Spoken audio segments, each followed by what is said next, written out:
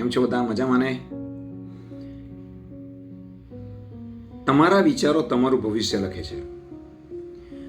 જો હું તમને કહું કે આજથી 5 વર્ષ પછી તમે ક્યાં હશો તેનો નિર્ણય આજના તમારા વિચારો કરી રહ્યા છે, તો શું તમે વિશ્વાસ કરશો?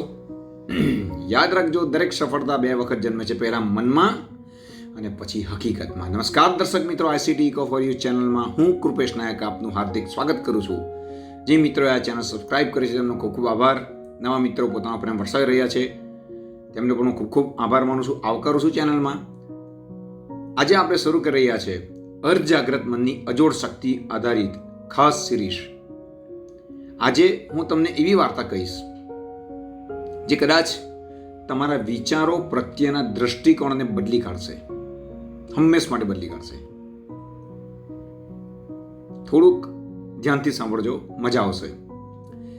એક ગામમાં 2 માળી રહેતા હતા. બંને પાસે એક સરખી જમીન હતી, એક સરખા જ બીજ, એક સરખો જ વરસાદ. ફરક માત્ર એક જ હતો. પહેલો માળી રોજ કહેતો, આ જમીનમાં કશું ઉગવાનું મને કંઈ લાગતું નથી કે ઉગે એવું કંઈક. ને બીજો માળી રોજ પ્રેમથી જમીનને કહેતો, તું તો ફળદ્રુપ છે, તું જરૂર મને સારું ફળ આપશે ને આપશે જ. અને રોજ પાણી આપતો ગયો, નિંદામણ કાઢતો ગયો, અને પરિણામની રાતો બધા જોતા જ હોય કે હવે શું થશે. બીજાને વિશ્વાસ હતો, પહેલાને વિશ્વાસ જ ન હતો કે હું આ મારી જમીનમાં કશું થવાનું નથી. થોડા મહિના પછી પહેલી જમીનમાં નીંદણ ઉગી નીકળ્યું અને બીજી જમીનમાં સુંદર મજાના ફૂલ અને મીઠા ફળ લટકી રહ્યા હતા. આપણે બંને માળીની તુલના કરી છે, જમીનની તુલના કરી છે, ફળદ્રુપતાની તુલના કરી છે, પણ અસરકારક બીજા માળીના વિચારો રહ્યા. ગામ આખું આશ્ચર્યમાં પડી ગયું. એક વૃદ્ધ બોલ્યા, જમીન એક સરખી છે, ફળદ્રુપતા એક સરખી છે, પાણી સમાન રીતે પવાય છે, વાતાવરણ એક સરખું છે, તો પહેલાના ખેતરમાં કેમ માત્ર આવું અને બીજાનામાં કેમ આટલો સરસ પાક ઉગી નીકળ્યો? મિત્રો, આપણી અંદરનું અર્ધ જાગ્રત મન પણ એવી જ જમીન છે.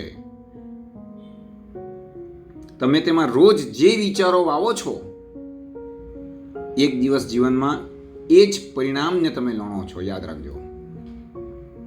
જો રોજ કહેશો, હું નહીં કરી શકું, આ મારું કામનું નથી, મારાથી ન થયા, હું કરવા માટે સક્ષમ નથી, તો અર્ધ જાગ્રત મન એટલે કે સબકોન્શિયસ માઇન્ડ એ બધું સાચું માની લેશે.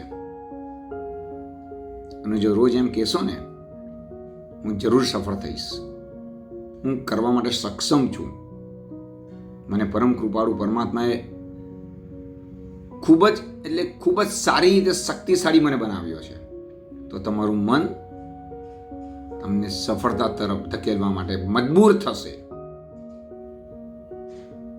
વિચાર એ બીજ છે, જીવન એ પાક છે. અર્ધ જાગ્રત મન મજાક સમજતું નથી, તે દરેક વિચારને આદેશ માને છે. તમારી અંદર જે ચાલે છે તે જ એક દિવસ તમારી બહાર દેખાશે. પહેલો વિચાર જીતે છે, પહેલા વિચાર જીતે છે, પછી માણસ જીતે છે. સકારાત્મક વિચાર, પોઝિટિવ થિંકિંગ એ ભવિષ્યમાં કરેલું સૌથી મોટામાં મોટું રોકાણ છે. પ્રખ્યાત લેખક જોસેફ મર્ફી ખૂબ સરસ કહે છે, change your thoughts and you change your density. એટલે તમારા વિચાર બદલો અને તમારું ભાગ્ય આપોઆપ બદલાઈ જશે.